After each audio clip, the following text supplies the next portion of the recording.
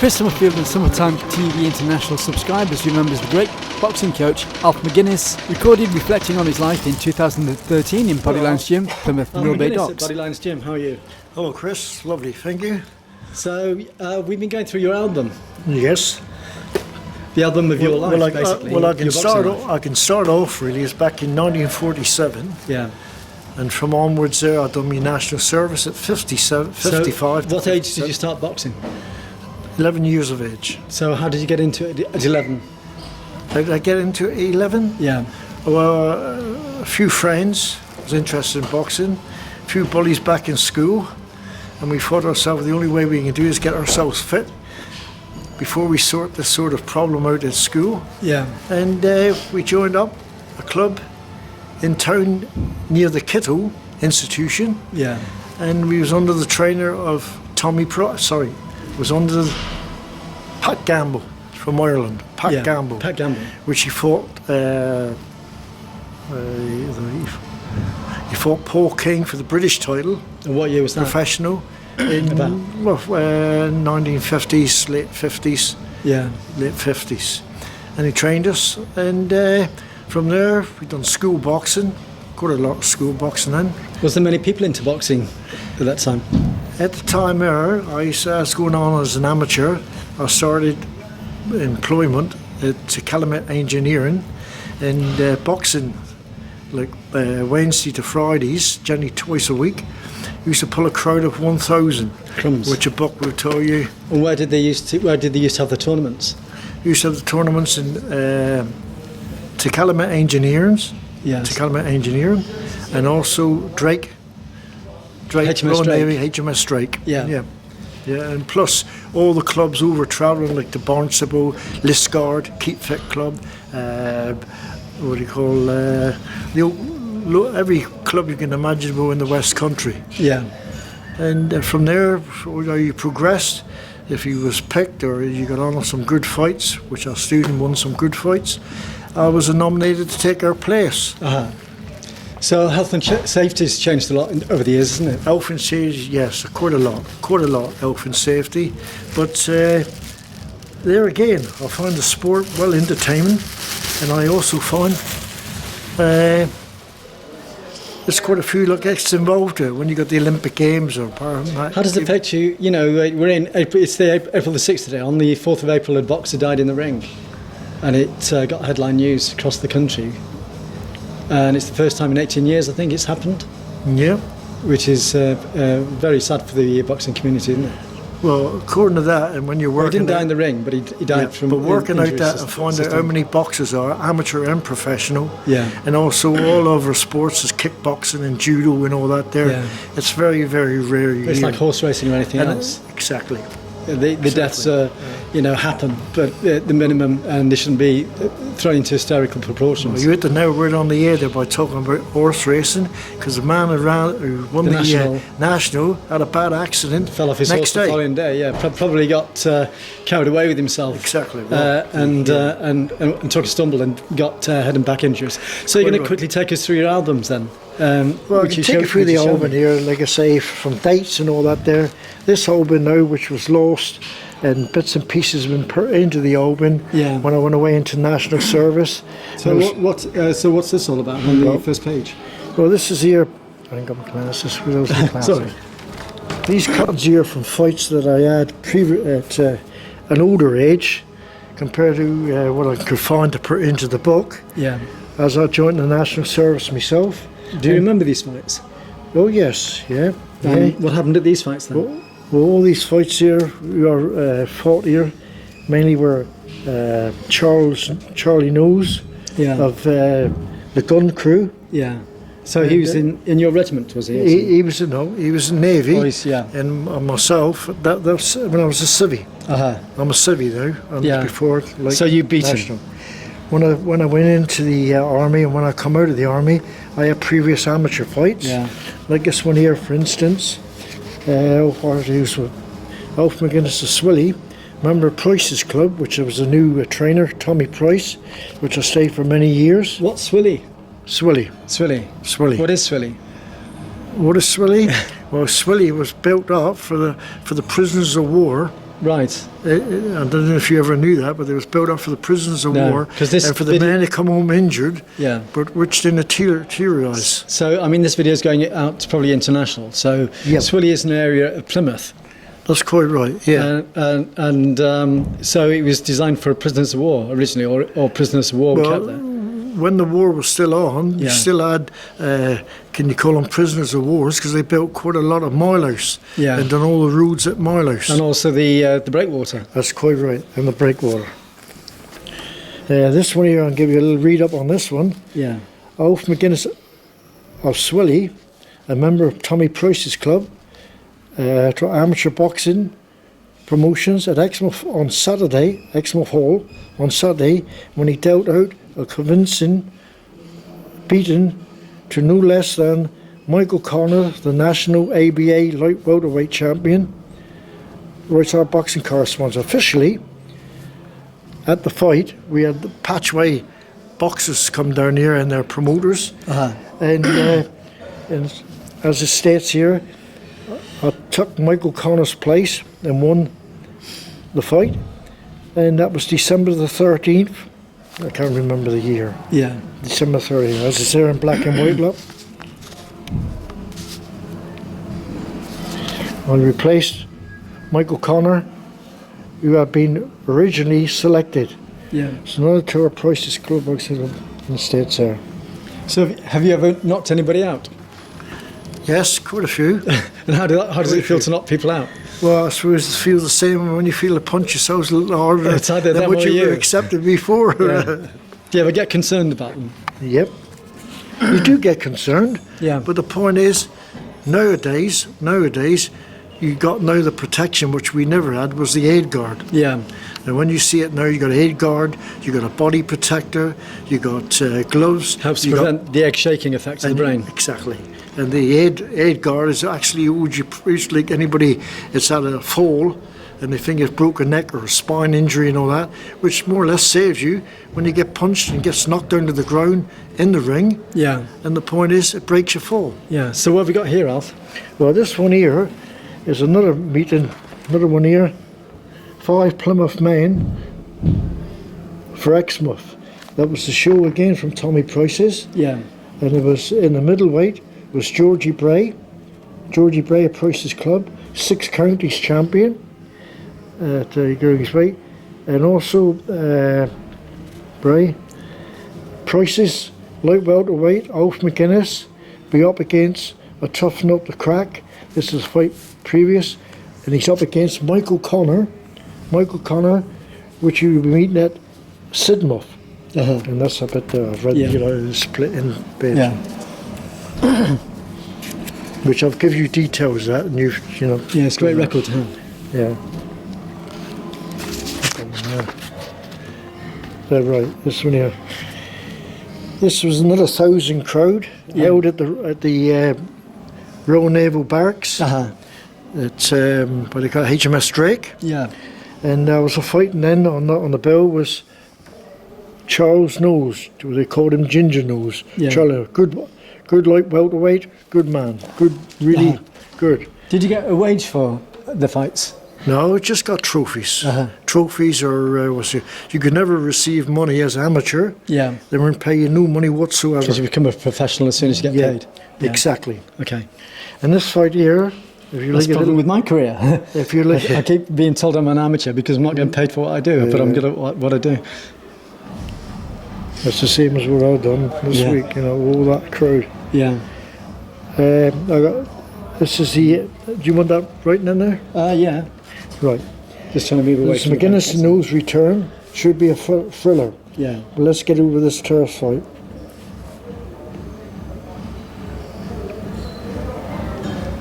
What was this? One of the This is a ticket from somebody. That's a isn't it? ticket from the Lord Mayor's Fund. Yeah. And this is just telling you McGinness and Nose Is this the same fight? figured recently in one of the most thrilling contests seen at the Royal Navy Barracks, Denport. Yeah. What was that fight like, if you remember it? This fight here, Yeah. I beat Charles Nose down here. Beat him down here, and no complaints. Good Yeah. boxer. How many rounds Beat do you him think you took? three 3-minute rounds. Yeah. a return match with him here. Uh-huh. If I show you a return match. The return match, and I'll give you the what's the other if I can't find the cutting. We boxed in the Royal Naval Barracks. Yeah. No, there's a different one there. Right. So what was how many? What did you win on points? What sort of points? Win did you on win? points. Yeah. Okay. This is another fight here. Again, it was all the champions. Alf McGinness of Price's Club registered another Yeah. victory against P. Boyle, the Reading light welterweight, in the third round. This is the return. I like to talk this over with you, as I said there. This is the return fight. ABA knows the Royal Naval Barracks, the president of the Royal Navy champion, and the second meeting between Georgie Bray and Wessier. McGinness and Knowles figured recently one of the most best thrilling bouts at the Royal Naval Barracks, Devonport. Did you write that yourself? No, they even Herald. That's a bit of Yeah, that makes a change to the Herald, doesn't it? Now this one's Maybe it's something to do with fighting and boxing. It probably will be good in the this one Herald. here is further ahead. Yeah. But it's which beat this one Kerr, wasn't it? Yeah, Kerr. Yeah. This is in the Billy Mann regiment. I was in back Royal on his Army own. Service Corps. Oh, yeah. Royal Army Service Corps, and this. How long were you in that for? opponent, 2 years national service. Ah, cool. And there's the proof. Yeah. Winning the 15 training battalion. It's got a bit faded now, but it's still there, isn't it? Winning the trophy Yeah. of all services Yeah. in Germany, Osnabrück. Yeah. All fights all over Great Britain. Fights all over Great Britain. And after the Was that winning, the first time, apart from your military career, did you do a lot of travelling with the boxing out of this country? in my national service I did. Yeah. Like I said, I'm getting to the. So it's a good way of moving around. Yeah.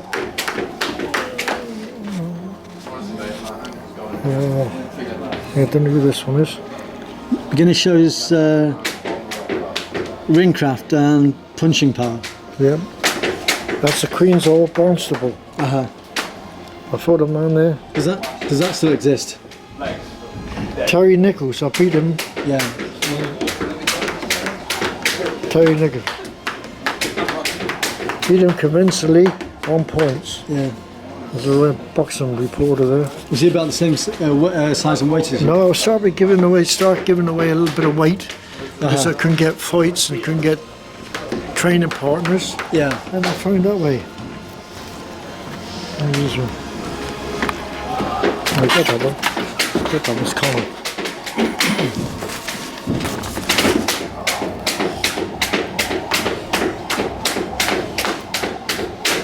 Thrilling last round at our Royal National Barracks, Royal Navy Yes. Barracks.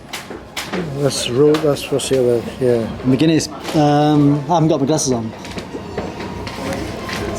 I fought Ivor Please Thomas take notes, yeah. of Yahoo, present Welsh ABA light welterweight tight loader. So the army have helped a lot with the boxing in Plymouth. The army helped everybody Yeah. a lot of boxing. Yeah. You stood a better chance in the service, and if you could get through into their team, you find that you was well looked after and well fed too. Yeah. See you. This boxing from Biddeford, which I fought another bloke from the Royal Marines, Yeah. and that was Ivor Thomas. Ivor Thomas, Marines Corps, light welterweight, tight loader.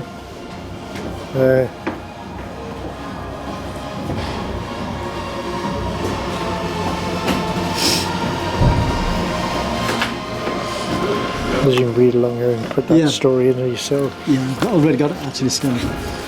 You've got some pictures in there as well. Yeah. I don't know what that is. I think it's a cutting better for you to read. Pride of Plymouth, that's Alf. Yeah. It was taken a couple of years ago. Quite a few years ago, yeah.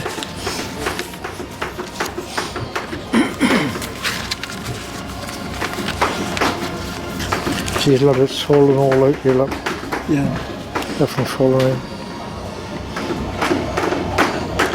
So do you have a boxing tournament that stands up from any other? Well, I think the ones I've got in this cutting book, which I can find and gradually stick in, that was Michael Connor was an outstanding boxer in all weight, as you can read, or if you've read it yourself, and it says, and I beat him convincingly. And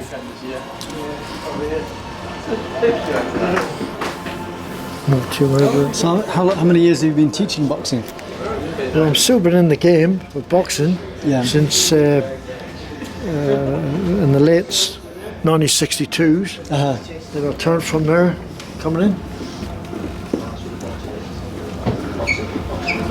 62, coming 1962, and I finished up. I turned a professional trainer, and I had the 5 Sullivan blokes training, which 2 of them in the family fought Lord Hunnigan, and losing on points.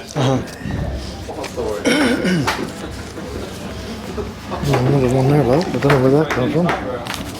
There's a program of that. I'll scan that one, I think. Yeah, right there.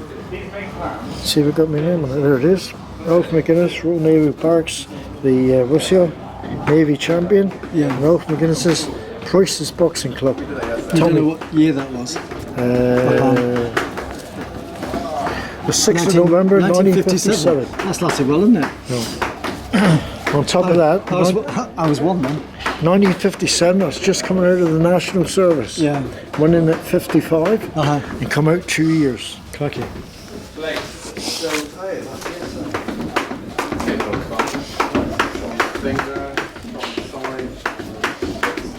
I'm trying to get this.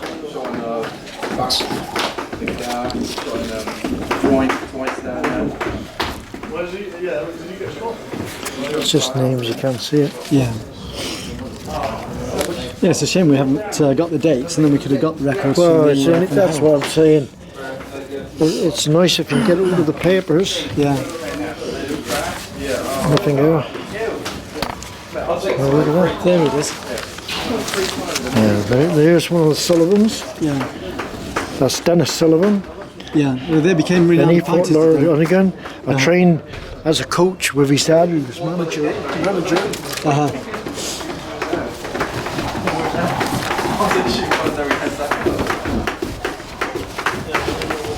We've got to get this together because it's a little bit, it's just tearing up. Need a bigger album really now, don't we? His boxing trainer is put through his paces by Dennis Sullivan.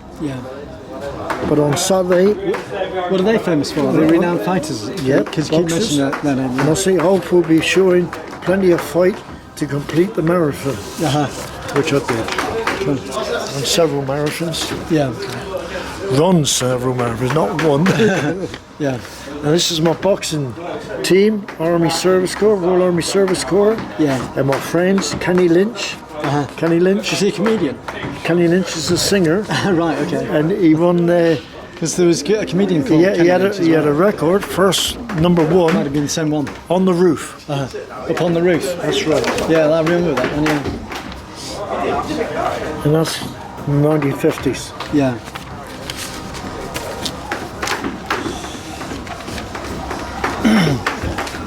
I know you got the book and you've seen it, you would have read it. You would have loved to see it.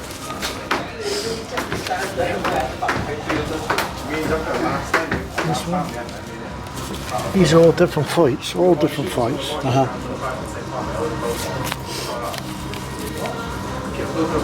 Here's this one. Devon Boxing season opens this week. Stop it. Stop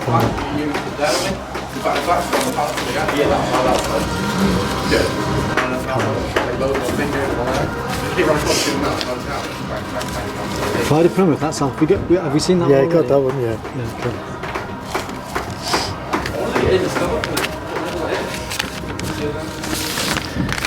And there's the Plymouth date, all on there, March 2nd, 1985.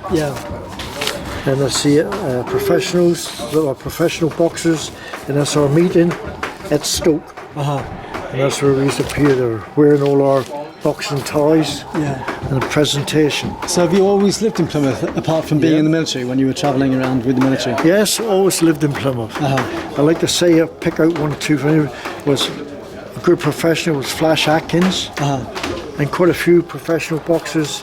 Names is called out. So what year would you say was the highlight years for boxing? I would say it started off getting good fights. It was 1955, which was service personnel, and found out different boxers from different regiments who owned the good titles, and everyone was for good sparring partners, which they used me as well. So we were all in it together. Did he go through like a doldrums period as well? Yes, yeah. And it seems to be picking up again now? It did. But I've got to say, the national service was non-stop. It was always boxing. Yeah. I mean, if you went in there as a sportsman, any sport, and you got picked, you can say you was well looked after. Yeah. Retirement. Birthday honours for Mayflower's first boxer.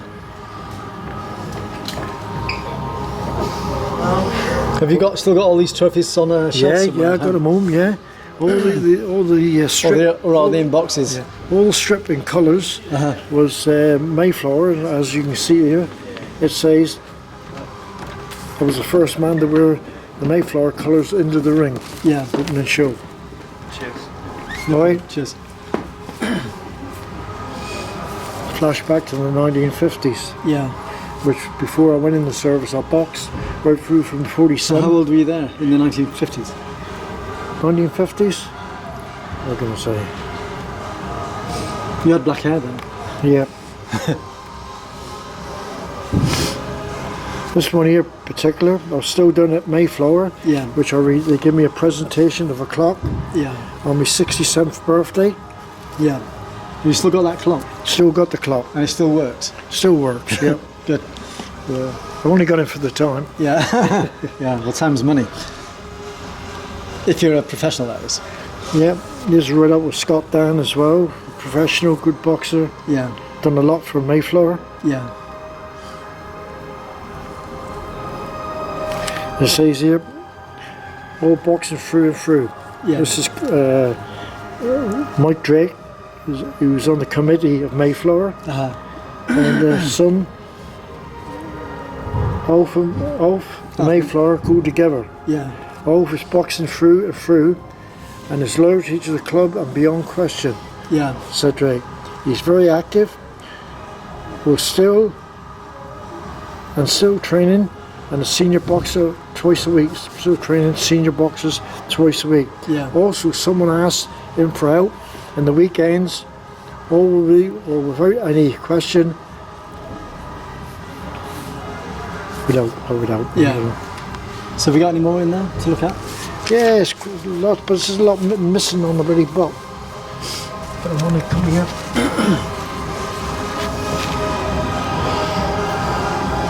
This is one at Calumet. Yeah. I'm trying to get Boyle and all that. Boxes, Welsh ABA, Irish ABA. Yeah.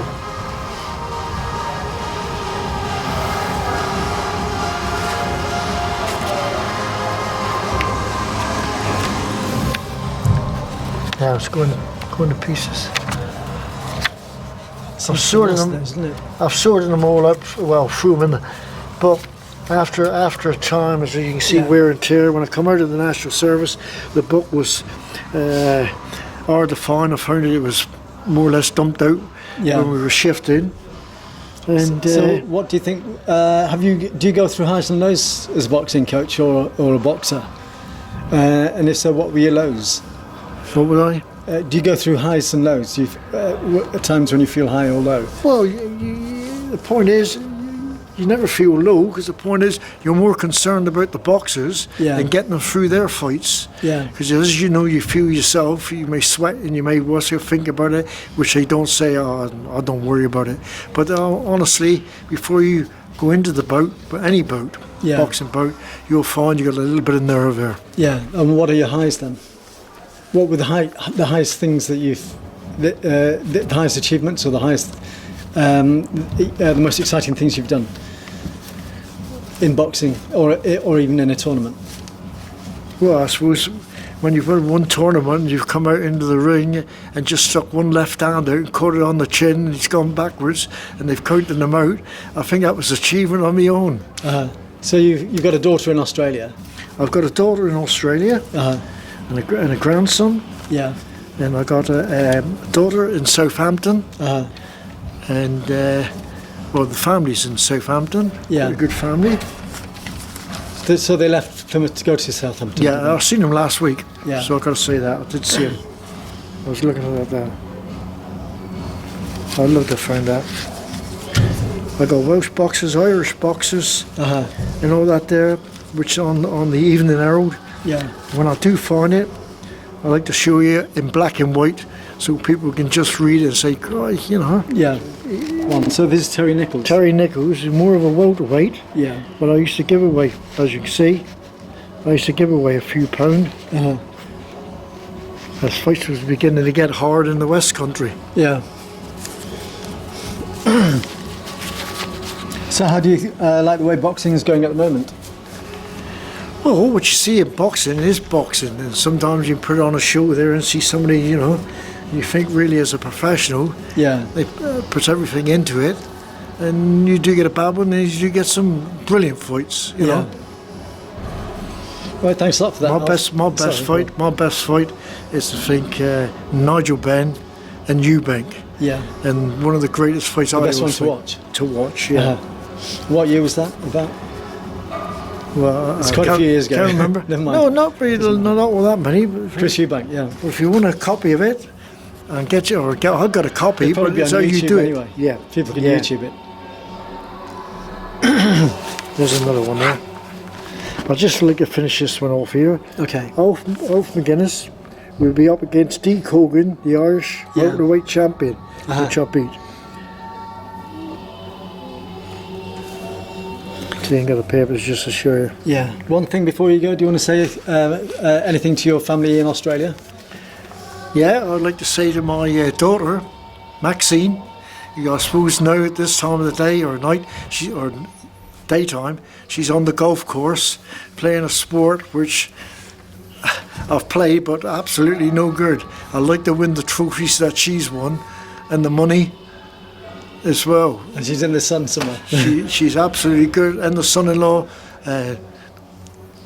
How long have they been over there? How long have they been? Went over for 9 years, come back and looked around but went back again. Yeah, can't blame Went them. back again.